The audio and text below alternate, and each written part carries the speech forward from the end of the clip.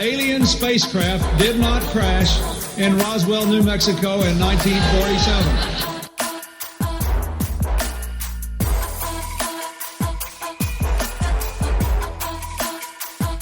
You know flat earthers, I guarantee it. But you don't know who they are because they're afraid of talking about it.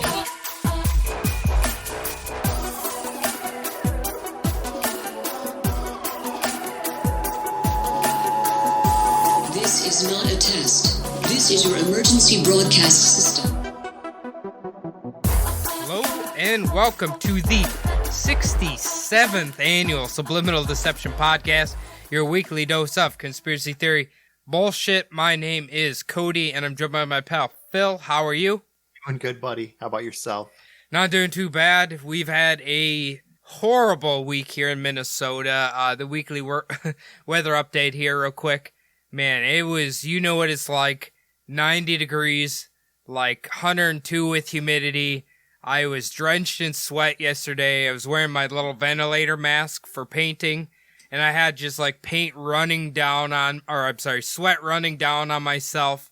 I fucking hate that shit. Yeah, let's see, it's been a little cooler. I think today it's gonna be down to about 101, 102. So, it was really cloudy yesterday, so it barely got above 100. It was actually a little humid though, with all those clouds. Have you, seen that like over the ocean dust bowl that has been coming? Oh yeah, that's from the Sahara, the dust bowl. That's crazy though, isn't it? Yeah, the big I think it's supposed to hit the southwest, or the American southeast. Well, I mean, could you handle another dust bowl? I assume the dust bowl affected Arizona. Well, we get things called haboobs. We get big like walls of dust that come over the city every summer. So. Oh, really? To it. It's pretty metal. Yeah, it's really hard to drive in them, but they pass over. It's not that bad. I saw this awesome video on Reddit, right? It was basically a dust devil, and you could see it forming and swirling and everything. And then there's like one of those fire like pillars that come out of oil refineries, and it like crashed, and the flame was like swirling up in there, and then it like dissipated the goddamn dust devil. It was really, really strange. Yeah, we get those all the time here.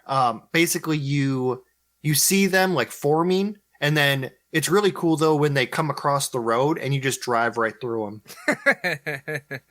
Is it like Super Mario Brothers 2? No, they're just tiny. They're really tiny. They're basically the size of maybe like a 2-story house, like the biggest ones. And it's not like they're gonna pick up your car. It's just, just a little bit of. It's not like the documentary Twister. No, nothing like the documentary Twister. Okay, what I wanted to talk to you about real quick is, you remember? I think you and I used to play Turtles in Time for Super Nintendo. Yes. Now, I like to watch speed runs like before I go to bed on YouTube or whatever. Well, I just so happened to be watching the Turtles in Time one, like, literally yesterday. And when you go into the future, the date is 2020, okay? And they are flying around on, like, hovering, I don't know, like, discs or something. Isn't that big crazy? Platforms. Yeah. I'm like, 2020 is a little different than what Turtles in Time thinks it's gonna be. Yeah, it's crazy. I remember talking to my older brother back in like probably the 90s and him saying what he thought the future was going to be like. Kind of Back to the Future 2, how they went into the year 2015 in that movie, and him thinking that there were going to be flying cars and, all of this stuff. And it turns out the best we can do is cars that can somewhat drive themselves and cell phones. That's all we have. Yeah, I think the drive-by-wire cars like Tesla makes, I think I saw they were rated as the least safe cars in the world. So there's that. Yeah. All right, what did you want to talk about, Phil? Oh, so we were talking, our episode last week, we were talking about the fact that the high nobility in Europe the women didn't breastfeed their own children. So I actually I was watching some documentaries on YouTube the other day, they were talking about Queen Victoria and her children. In this episode, it was a two-parter. One was with her daughters, one was with her sons. One of her daughters decided when she got married and had kids that she wanted to breastfeed her own kids. And apparently, I think this was after Queen Victoria's husband died, and she was a little bit more of a bitch. She actually called her daughter a cow for wanting to do that. Because she wanted to breastfeed her own kids. Yeah, she said she was like a cow. Wow, okay, well, that's not so nice. Yeah, no, not at all. But she was kind of a bitch historically, so I can see it happening. What year do you think that was?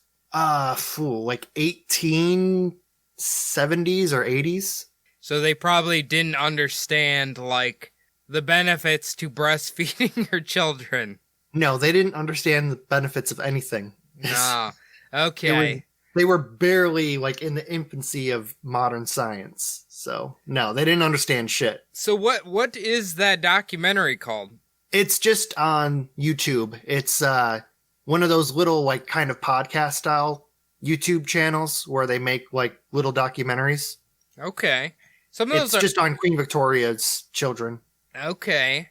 Some of those documentaries are pretty good. You know what drives me nuts is the, like, documentary ones like that where the music is almost overpowering them talking. I hate that. Yeah, I hate that shit too. It's not. I also really don't like it when the people on there, like, do not speak clearly and they're very quiet, like, into the microphone, almost like they're doing, like, an ASMR. Oh, yeah. They're just trying to make it sound really good, but you can't understand a word that they're saying. You know what? While I was waiting for you to come on here, I was watching this video, and the title was like, I'm sick of flat earthers or something, right? So it's some guy in his cell phone, and he was arguing. I couldn't tell what side he was on, but it was him and his friends got into an argument because one of them was a flat earther, but what they were arguing about was certain Bible verses that use the word circle, and the flat earthers thought circle meant the shape of the earth, and the other guy thought circle meant globe, but it was both, like, either Torah verses or Bible verses. I don't remember which one, but I'm just like, this is the most idiotic argument I've ever heard in my goddamn life. I was going to say, if they're both sides were quoting the Bible, then they're both wrong. Anyway, it doesn't really matter what either of them say.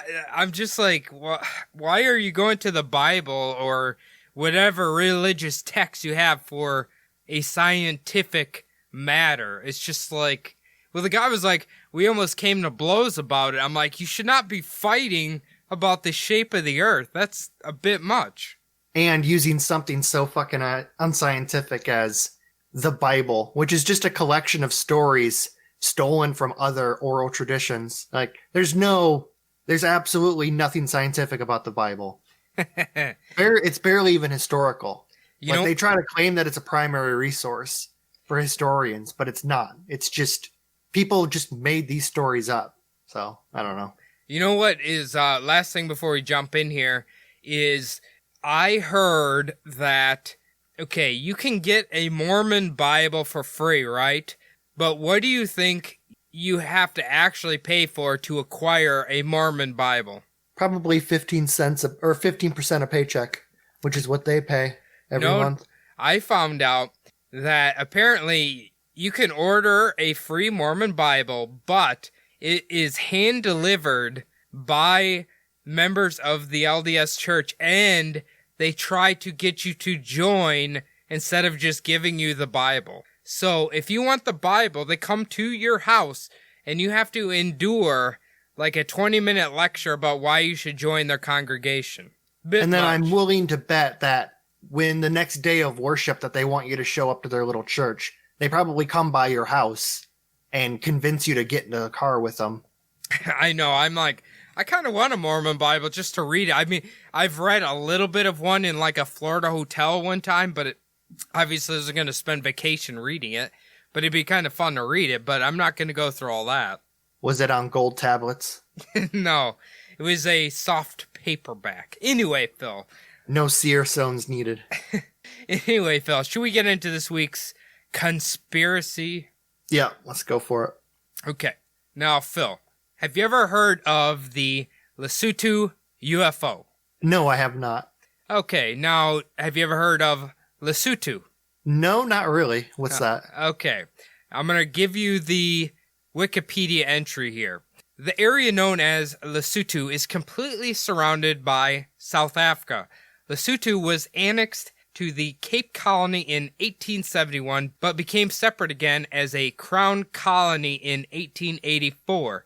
When the Union of South Africa was formed in 1910, there were moves by the UK to include Lesotho. However, in October of 1966, the kingdom gained full independence. So, if South Africa is very large, okay? So if you imagine a tiny little hole in it, that is Lesotho. It's a separate country within South Africa. So it's kind of like if, fucking Kansas wasn't included in the United States. It's very strange. Yeah, and they were just kind of stranded in the middle of the country. It sounded like, I don't know, I'll be honest, I don't know that much about South African history, but it sounded like South Africa, all the colonies maybe, they were all separate at one time, and then they kind of all got included with South Africa, and then Lesotho kind of broke apart from that. But I was going to tell you really quick. So South Africa started off as Cape Colony, which was originally settled by the Dutch. And then eventually the British took over from the Dutch, even though there were like a ton of Dutch settlers in that area of the colony, Cape Colony. Okay. So what they ended up doing is they moved like northeast up into like deeper in the colony away from the British, and they formed what's called Transvaal and Orange Free State. And basically all of those little countries came back together in like 1910, what you're talking about. And then that formed South Africa. Yeah, so the Dutch said the descendants of the original immigrants were Dutch, and they called themselves Afrikaners, I believe. Okay. That's where that word comes from. Interesting. Well, I couldn't really find why or how they became their own like country again, but they did it, and it's just like if you look at the map, it looks very weird. But from what I did see, there's been a lot of political battles for them to just kind of become embedded with South Africa itself, as recently as 2010, and one of the main leading reasons that some of the political parties or whatever are trying to push for that is because the country is suffering from such a bad AIDS epidemic that they think if they just become part of South Africa, then they could like get assistance from them and everything like that. That's what it sounded like. But I don't really know that much about that area of Africa's politics, but that's what it seemed like because they had such a bad AIDS epidemic going on. I imagine if they don't have any outlets to the sea, or they're just kind of that small little country on their own, that would give them like a lot of problems. Yeah. Being so tiny in the middle of another country. Yeah, they use the word landlocked quite a bit. Yeah, they're probably what they're most known for. Just being that tiny little landlocked country. Hey, Arizona's landlocked, right? Well, yeah, but it's connected to the United States. So so is Minnesota and Iowa. I know we're about the most landlocked state in the union, right? Pretty much. Right in the fucking middle. Anyway, now, why the Lesotho UFO is so interesting is it seems like since the late 1980s and into the, in fact, mid-2000s, basically South Africa has been experiencing UFO sightings, and we don't really know why. There's no reason for it. Some people say certain regions in the world have like a gateway for the aliens or whatever. I don't, whatever you make of that. But I think people say that about fucking Arizona, to be honest with you. Yeah, people say that about a lot of different areas on Earth. They claim that there's these certain little like geometric shapes that you can lay over the Earth, and then where you see the intersections, you find hotspots. I think Egypt is one of them. Stonehenge is one of them. That kind of deal. Where kind of like these supernatural hotspots. Yeah, well, if you think about South Africa and then, let's say, the Southwest, right?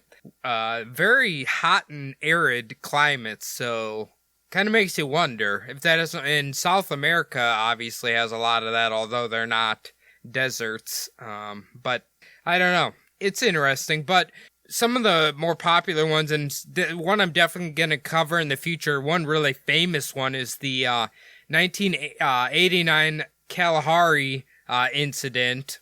I read a little bit about that. Very interesting. And then there is the video that I have linked to you. Why don't you go ahead and start watching that, and I'll talk about it. That was taken on the Cape of Good Hope on September 19th, 2003. Now, I don't know if you know how to link that to the Instagram or whatever, maybe put it in the notes or whatever there. But it's a very, very interesting UFO video. I don't know how you're feeling with the initial look at the craft in the video. Do you think it looks really fake? What do you think so far? Jeez. I'm about halfway through it. I don't think it looks real. No. How about when it takes off? I think it takes off at like... Oh, it takes off too? Yeah. All right. Oh, that was pretty quick. Yeah, so it's very interesting. I mean, every fucking UFO video is goddamn as grainy as the goddamn sea, but like, I don't know. It's a very... You can definitely tell the shapes of it and everything, and it takes off at a really, really high rate of speed, which is really interesting. So I don't know. Maybe we'll link it in the description for the post or whatever, and people can maybe take a look at it and watch for themselves and tell us what they think. I think it's an interesting video, to say the least. But that is not the UFO sighting we're talking about, but that is kind of to show South Africa has had some UFO experiences as of recently. So, but what we're talking about started on September 15th, 1995. Good year, Phil. You and I were about 10 years old. Yep. That's in Catholic school. Can't even think something big that happened that year. I think what was it? Altar Boy? Columbine? Oh yeah, I think that happened that year. Yeah, Columbine happened that year. Oof. Anyway, so the event started at about 9:15 p.m. A local farmer named Peter Lachessa heard what he referred to as, quote, a strange sound coming from his property. Now, the interesting thing is Peter said, where he was a farmer in the country here, and it's always usually very quiet, so this sound really stuck out to him. Now, Peter apparently wasn't the only one who heard the noise, because all of his cattle began to get riled up and start, cow crying, moaning, that sound, right? Oh, yeah. Where they, you got these bovine all riled up, they start getting, making weird noises. Now, naturally curious, Peter starts to make his way outside of his home, and before he can even get out the fucking door, he hears what he describes as, quote, a dull explosion. I don't even know what a dull explosion sounds like. What do you think a dull explosion sounds like?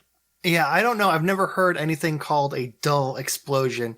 Did one of the cows just rip ass and start shaking the building walls or something? I don't think cows shit. I don't think cows fart. I think they just literally like... Oh, yeah, shit cows instantly. They do. It's just shit comes out when they do it. I don't know. I've been trying to wrap my head around what a dull explosion is. Is it like you don't like hear like the bang? Maybe you just feel like the vibrations from it.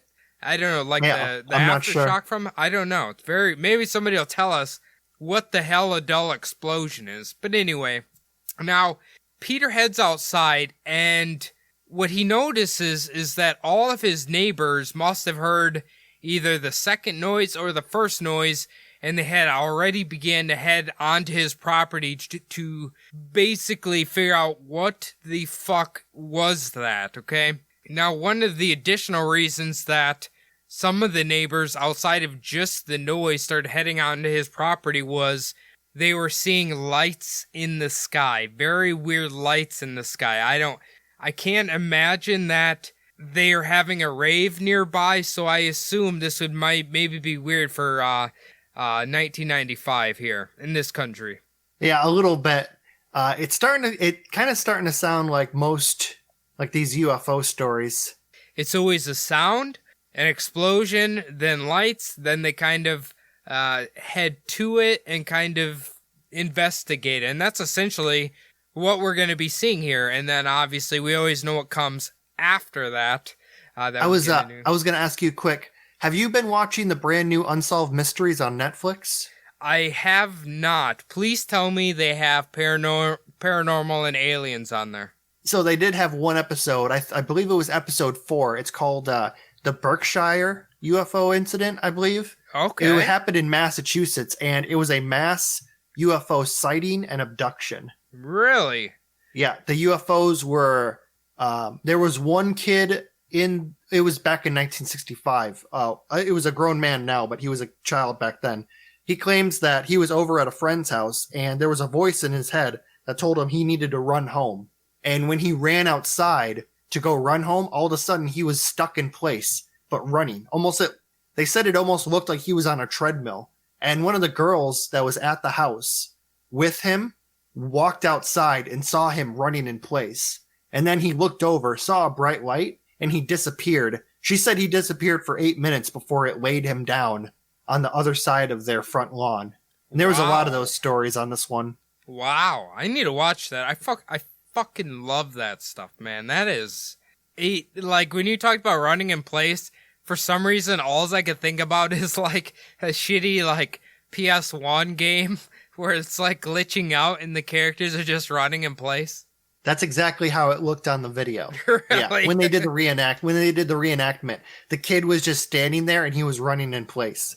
It isn't just Robert Stack's corpse on there, right, talking about it? No, it's not. It's Okay. They have different people on there now, obviously. What if they just had a marionette of his body talking? That'd be amazing. Or they just brought back like a hologram of him. Hey, people would fucking love that. I can tell you that much. Now, according to Peter and his neighbors, the object they had seen in the sky slowly began to descend towards the Lesotho foothills. However, as it was descending, it would explode upon hitting the ground and, according to Peter, was giving off a series of blinding flashes. So, he didn't really talk about the speed that it hit the ground, but almost like, I guess kind of like the Shag Harbor episode where it's kind of like hovering, slowly coming down, and then just kind of like explodes and then letting off all the lights. I've always wondered, do you think like the lights are like an SOS or like a warning thing, or is it just a malfunction? I think it might be more of a malfunction because you always hear about in the sky when you see the lights, they think that's how it like controls its propulsion, is the lights are some kind of like exhaust almost. And I wonder if when it hits the ground, those same engines are still like going. That's very possible. But anyway, so Peter and his neighbors then all decided, you're curious, right? They started heading directly to where the craft had allegedly crashed at. Now, they claimed as they got closer to it, they could hear what they described as an electronic humming noise that was emanating from the crippled craft itself. I feel like I can kind of recognize this noise. Do you kind of know what this sounds like? The low hum? Yeah, like, it's almost like, say we have all these, it's not really these microphones, it's kind of the other ones. You know when you're about to get a phone call and you hear that buzzing noise in like your headphones? Yep, like it's just about to start ringing. Yeah, that's what I'm assuming that sounds like. But anyway, so it sounds like they actually physically witnessed the craft itself, because they described it as a dull gray metallic color, although any further details were hard to examine, as there was, quote, immense heat which radiated from all directions. Now, they claim that the heat was so hot coming off of this thing that it was literally causing the grass around it to burn up. Like, there wasn't no fire. It was just so hot. It was emitting that much heat. So, I feel like we've heard that UFOs might mess with, like, nuclear things, or things of nuclear elements or whatever. Maybe that was giving off enough heat, something like that. What do you think? Or they're putting off radiation. Yeah, radiation, that's what I was thinking of, yeah. Even though you don't see like any fire or like anywhere you might think a heat source is coming out of, it's that radiant heat. Yeah. Kind of like when you heat up a piece of metal really hot and you can feel that heat, even if you're like a foot away from it, you can feel that heat coming off of it. You'd think they have a goddamn Prince concert going on inside of this spaceship. Or no.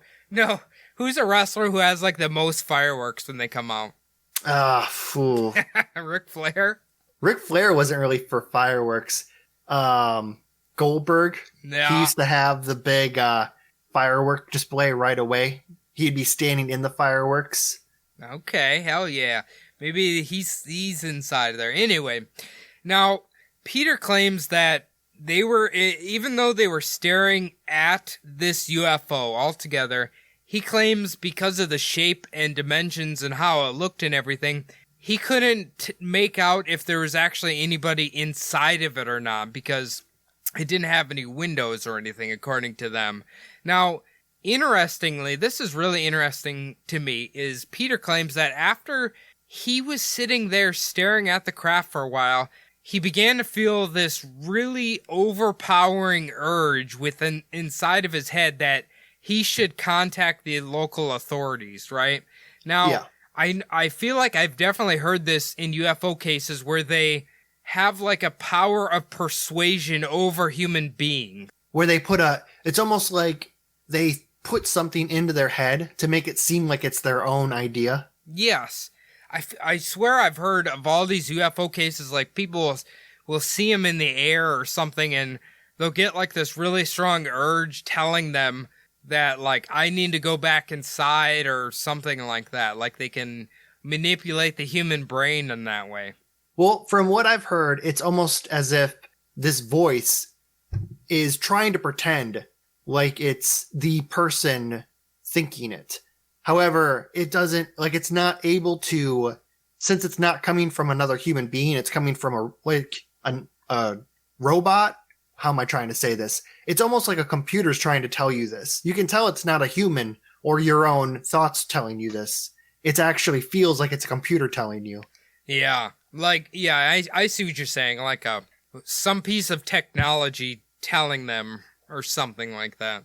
Yeah, an unnatural voice inside your head. Well, anyway, so Peter obviously does this, contacts the authorities. Now, around 10 p.m., the Lirib, I think it's Lirib or Lirib, one of them, police department finally arrives on the scene. Peter would inform Sergeant Thobo that the strange aircraft had crashed into his farmstead and that there could potentially be injured crew members still inside. So Sergeant Thobo, alongside Constable Nandy, headed back to take a look for themselves at the crash. Now, later in their report, it would state these exact words, quote, "A large round disc-shaped object lay within the boundaries of Mr. Lechesa's farm.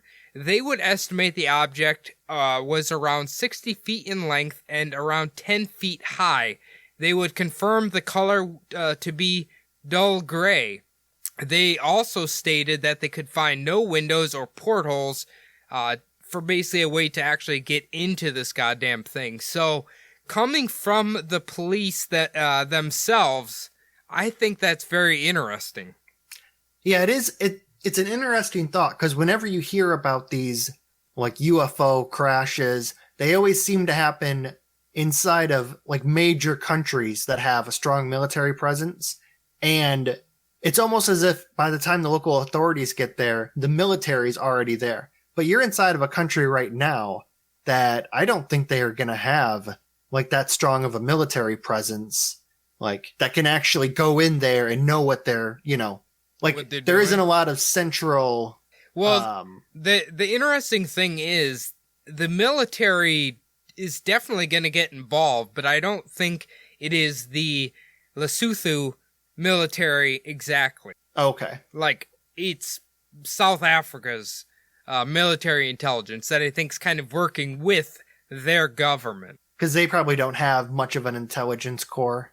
I mean, from the one kind of douchey Instagrammer video I was watching about the country, it looked like a very quaint, very kind of rural countryside, so I'm assuming they didn't have like a huge military or anything. I could be wrong, but it didn't seem like that in his videos. It's just beautiful countryside, nice place to relax, all of that.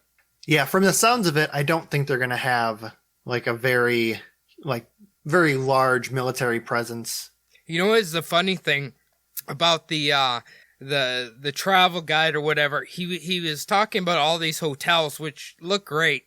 Every single one, he was like, what to do? Well, we have horse and donkey riding around. Like, do you have to tell that every single hotel offers horse or donkey riding? Like, I think you could probably find that anywhere. You don't have to keep repeating that over and over. Yeah. Well, I wonder how much tourism this place actually gets. If they actually have, do they actually have like a large city? I didn't look into that. I'm sure every country has somewhat of a big city. Well, not Iceland, but. Are you sure about that? It's about the size of Rochester, Minnesota, Reykjavik. Hey, look, when I was in Alaska, goddamn Anchorage was about the size, it was smaller than Rochester. And that's like their main city, so let's not be haters. That's their main shithole. Yeah, basically. Anchorage. I actually think Rochester, Minnesota's downtown was bigger than Anchorage's. Yeah. And we consider that small. So it looks like their biggest city is called Maseru, and It doesn't look that big. Maybe it's not. Maybe there's a few nice restaurants or something. I don't know. Yeah, they have some.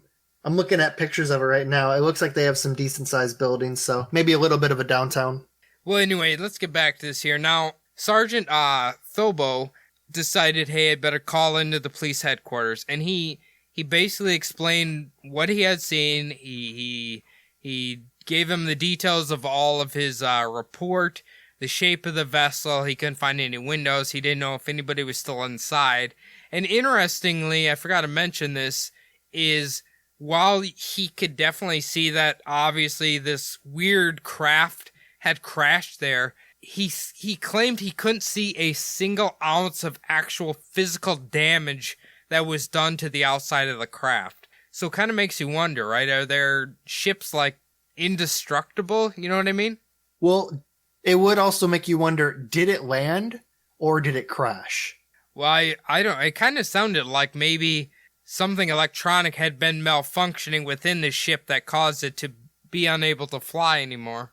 Oh, no. What I mean is, from what it sounded like, it was a controlled crash. But you said none of the outside of it was damaged. No. So were they able to actually make like an emergency landing? That's what I mean. Yeah, without damaging the ship. Oh, yeah, that's a good point. I would assume so, right? That's what it sounds like.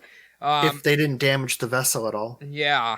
Well, we've studied so many UFO crashes. It seems like these goddamn things can basically like crash into the ground or crash into something or make a soft landing miraculously without destroying their ship. You know, but I don't know. Anyway. Yeah, depends on what kind it is. Usually when you hear about a UFO like crashing, it's in a million pieces. You've heard that? The only one I've ever heard like that is like Roswell. There's Roswell, and then there's a couple of other ones where they're pulling bodies out of the wreckage. Yeah, I suppose. Yeah, I suppose you're right. But who knows if those are, like... Might just be Barrett's not real. if they're exaggerated, I guess you'd call it. Yeah, could just be a Barry Soetoro time machine or something. It's possible. Or one of his agents of evil. But anyway, now after the police had radioed in their report and everything, finally around about midnight, an official internal report went from the police to a Lesotho government official. From there, the report went right to South African Intelligence Department. Now, what is really interesting is while they had technically only just received the memo of the crash, it seems like they had already been pieces in motion to head to the crash site. Like they already knew it happened before it had actually been reported, which is really interesting. Now, we're going to kind of... Shit, they might have been the ones who shot it down. Could have been. I guess it doesn't really mention that, and I think the ending's going to have a little bit of a twist here for you, Phil, but yeah. Right. So we're going to kind of go into what the military was up to at this point. Now, they say roughly about 17 minutes past midnight, the Lesotho Ministry of Defense was given the location of this man's ranch, basically where all his cattle were, and about an 8-mile radius west of Larib near the Matabimatsu River. I think that is it's anyway. Now, basically, while they were scouring this and trying to figure out if it could be irregular craft, they confirmed that there was no military, no commercial aircrafts that had flown anywhere within this area. Apparently, I don't know why they do this, but the Air Force Puma helicopter performs routine aerial patrols of the South African and Lesotho borders. I don't know why they do that. Apparently, they just circle around it daily. You ever heard of anything like this? It seems like they're peaceful. Every country has border control. It's not like they're worried about South Africa invading. They're probably worried about people like bandits or thieves or people escaping whatever situation they are coming from in South Africa. Probably worried about them crossing their border. Do you know what the hell a Air Force Puma helicopter is? I think a Puma is like a really small one. Is it? Interesting. Yeah. Just a little scout helicopter, I think. Interesting name for them. I've never heard of a Puma helicopter before, but anyway. Yeah.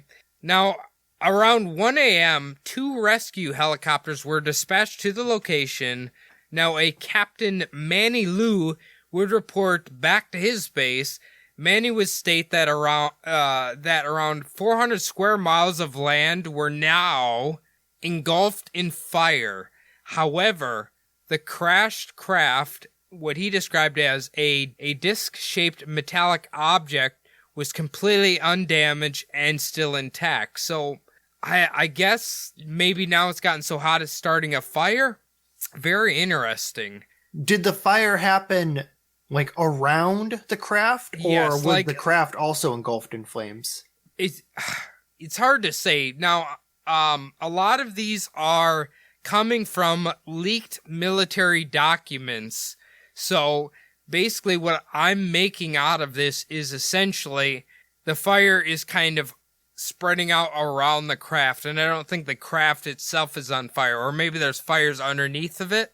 You know Possibly, what I mean? Well, if it was dried out grass, I could see all of that heat coming off of it, maybe starting some fire. It did mention dry grass, so I'm assuming it obviously was extra flammable, but yeah, I don't... This guy basically just says he was flying over, fucking fire everywhere, and he could just see the little... Well, I guess it wasn't that little, but the big circular craft that's just kind of sitting in the middle of it. So, very interesting. Or the aliens just torched everything to cover their retreat. A literal smoke screen. Is that what you're implying here? Yep. Making a literal smoke screen. The worst goddamn Pokemon move ever? Yeah, pretty much. Now, interestingly, around this exact same time that the helicopter pilots had flown over, the South African military was sending in ground units. Now, a quote sterile area of around a mile would go into effect in all directions around where the crash is to have believed to have happened. At some point between 2 and 3 a.m., the South African military intelligence had completely taken over. By 3:47 a.m., the entire area would be secured and on lockdown. Soldiers on the ground received permission to use lethal force if anybody tried to break through this quarantined area. That sounds kind of serious. Yeah, I'm wondering if they would have done that even if the Lesotho government didn't give them permission. You mean the South African military? Yeah, I wonder They if the just South kinda- African military wouldn't have just went in there anyway. Kind of sounds like it, right? Because they definitely were more than willing. It sounded like they were already en route before they were even made aware of it. So they were coming in no matter what. It sounded from what it sounds like. Like it to me, it's like if we believe these series of events, this really makes me always believe that if UFOs are real, the government, some sort of agency or something around the world always is aware of when either they crash, when they're traveling over a certain location, like they know exactly what they're doing on the earth. That's what it always seems like. Yeah, and a country like South Africa, it's possible they may have been getting their orders from a different, either country or some other government, some other world body. Yeah, it's not like they were going in there on their own looking for alien technology or looking to lock it down. I wonder if someone else had told them, hey, there's something that landed over here. You guys got to go pick it up for us. Yeah, that's what I mean. Like, there's always, like, someone who informs the rest of the world they need to take care of this shit. Just kind of like you said. But anyway, now... Well, what I was going to say, too, is I'm guessing that Lesotho government is probably too small potatoes to even deal with, like, whatever higher body would be giving out some order like that.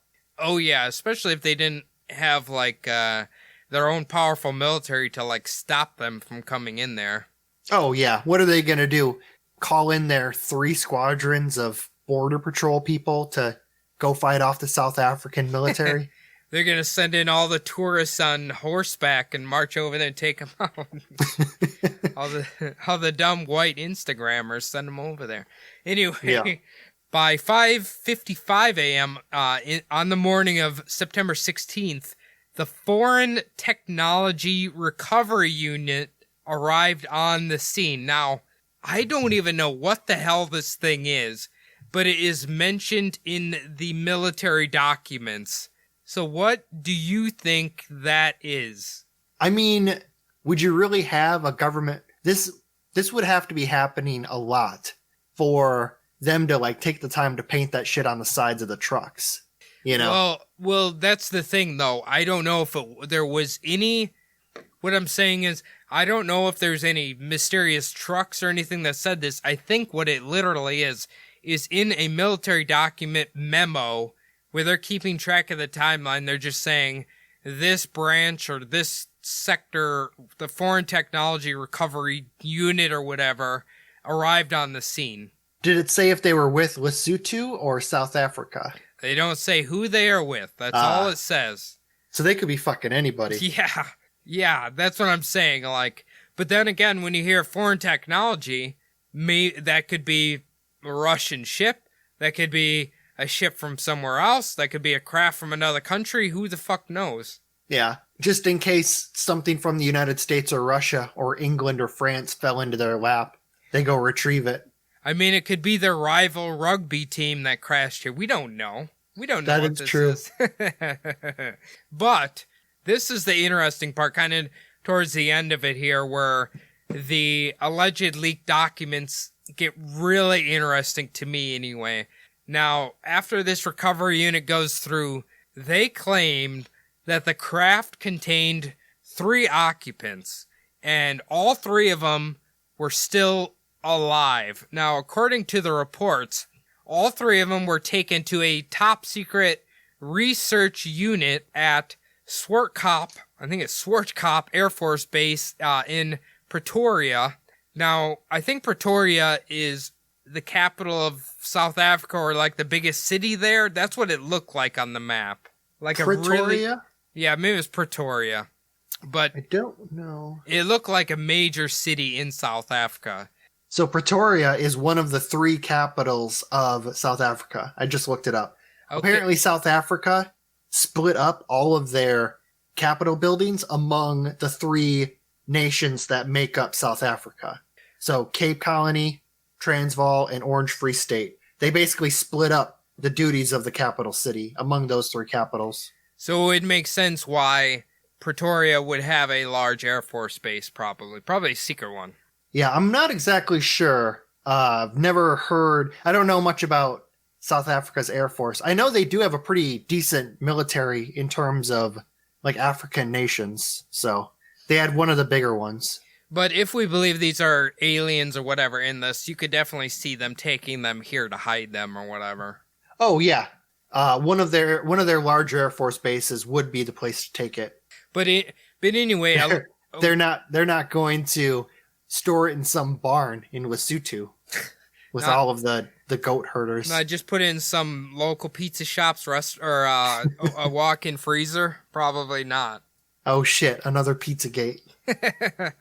Well, anyway, they basically claim they took them to this Air Force base, and they would undergo an extensive medical examination. Now, after that, the 3 occupants would be moved to a, quote, Delta level, which is an apparent highly secure underground facility where they would undergo more tests, even more specialized tests. So, again, if we believe this, sounds very similar to what they do here in America or Canada or whatever. Always take them to like these really deeply underground bases to kind of figure, I don't know, test on them, do whatever they do to them there. I wonder which country actually this Delta site was at. I wonder was it in South Africa or did they move it? Did they move the bodies to a different country? We really don't know. I kind of read it like that Air Force base has an underground facility beneath it that they took them to. Yeah, it's weird to think that some of these smaller countries have some of these big military installations. You never really think about it like that. Whenever you see, like on the movies, whenever you see some of these smaller countries' militaries, it always just kind of looks like a little army camp, like a little rebel camp, even though they're like for the big countries. Well, what I was kind of thinking here is what if, because it seems like this area of the continent had been experiencing more UFOs in recent history here, what if they had designed this area or this facility or whatever strictly for that purpose? That's possible. So that'd be, I mean, if you were getting a lot of these sightings and if there were more crashes than just this one, then definitely you'd want to invest in something like that to keep it away from all the people in your country. Now, I'm going to drop the bomb here. This is very interesting how they actually describe what the occupants look like inside the ship. Now, the quote goes, they describe them as humanoids with reptilian aspects, leading some to believe that this ship was containing reptilian aliens. What do you feel about that, Phil? Is it possible? Since it is in Africa. Okay. I mean, this could be part of Barry Sotiro's family on his father's side in this craft. I mean, it's possible. Wasn't he in Indonesia at this point, or was he in Chicago? No, he was in the 90s. He would have been in, I think, Chicago at this time. Okay. So, I don't know. We might have to throw that one out. But it's very interesting. I've kind of came to the belief recently from from Sub D and every documentary I've seen. I don't know if the reptilians are like David Icke in Reptilians, but I kind of have started to feel like they could potentially be an alien species or whatever, alien race amongst the 8 or 9 whatever different ones there are. Yeah. Well, it depends on which fucking YouTube conspiracy video you want to watch, whether there's 3 different types or if there's hundreds of different types. I have always heard that the reptilians were really tall. Did it say if they were very tall or short? It didn't mention anything outside of their humanoids with reptilian aspects. That's literally all it says. Okay, because usually when you hear about reptilians, they're always very tall. Yeah, Like over 6 feet tall. No dimensions, no nothing. Basically, what I've gathered from this incident is essentially they had pieced together all these military documents to make a cohesive story. And that is exactly what they did with, like, the Kalahari incident that we'll probably talk about in the future, is leaked military documents, and especially from, I think that one comes straight out of one of the pilots' involved mouth. So, I don't know. You kind of got to make from it what you will, but some people think the reptilians kind of live within the earth. I think when we talked about our hollow moon theory, actually in African beliefs, there's a lot of like talk of reptilian lords and all of this shit that kind of overlook humanity and stuff. Do you remember that? Yeah, their home base was inside the hollow moon. Well, is that the ones? No, well, their home base, I think, is allegedly Nibiru, right? Oh, okay, yeah. No, but I'm saying in like really, really ancient cultures in Africa, they spoke about the moon in a like reptilian race that used the moon or something like that. I can't really remember, but it was something along those lines. So you kind of see dots connected in that aspect, I guess, if you believe any of that. So yeah, I don't know. What do you make of this whole story, Phil? Do you think it's bullshit? Do you think there's something to it? What do you think? It's pretty interesting. You said this happened back in the 90s, right? 1995. I would wonder if those police officers that were called, if they took any pictures of it, or if their records, if kind of what they were writing down is in the official record. I don't know. I don't know. I feel like governments try to scrub that shit, right? It is pretty weird that the South African government just kind of seemed like they were on top of it before they were even called. But, I mean, that is pretty normal for what you hear, that those governments do want to get right on it. So, before anyone else can grab it or figure out what it is. South Africa is a big fucking country, so, I mean, they got there pretty fast with ground units and everything. Yeah, well, they could have been seeing that UFO on their radar for quite some time. Yeah, I don't know. I think this is a very interesting UFO story, mainly because of there's so many witnesses involved in it. So it's very interesting. I don't know. Would you give it the Neil deGrasse Tyson 50-50? I would say it's about 50-50, that it's not complete bullshit. I don't think it's made up. So like 50-50, it's completely like made up. I do think that something weird happened, but the problem with a lot of this is it comes from, well, I mean, there are official documents saying that something was taken out of there. So, well, the really interesting thing about this one in particular is when you look through like maybe top 10 UFO cases in the world or like things like that, this one is always included along with like Roswell, with like Shag Harbor, with like the Kecksburg incident. Like this one is always put in with those. So yeah. I keep thinking of this in terms of if it happened in the United States. So in my mind, it's like, oh, well, why didn't anyone take a picture of it? Why didn't anyone do this? And I'm like, oh, well, maybe it was, different. Maybe they didn't have cameras on them, or the cops didn't have cameras with them, something like that. I would say something weird happened, but not exactly sure about, if it's a UFO, if it's a UFO or just something more terrestrial. Yeah, like a foreign craft or like a satellite crashing or who knows. Something like that, yeah. Yeah. But anyway, Phil, if our fans want to let us know what they think, where can they do that? They can hit us up on our email, subliminaldpodcast@gmail.com. They can also get a hold of us on our Instagram. We're at Subliminal Deception Podcast on IG. It's great to hear from everybody. Thanks for all of the likes and the shares that we've gotten recently. Cody and I both have our own Instagram accounts. Mine's SDPodPhil. I use it a little bit more now than I used to, but not that much. And if anyone does talk to me on it, I always try to get back to them. Cody, you got some? Yeah, you can follow my personal Instagram at Cody's Above. Follow me on there, talk to me, let's talk about some weird shit. The last thing we need you to do, and I have seen that some people have been leaving us some reviews on iTunes, so thank you very much for that. Just log on to iTunes, leave the show a 5-star review, preferably written. Doesn't really matter what you say, type the date for all we care. It doesn't matter. It just helps the show grow.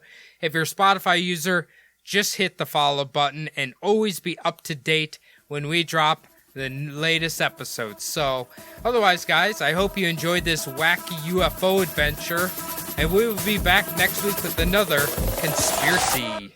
Thanks, guys.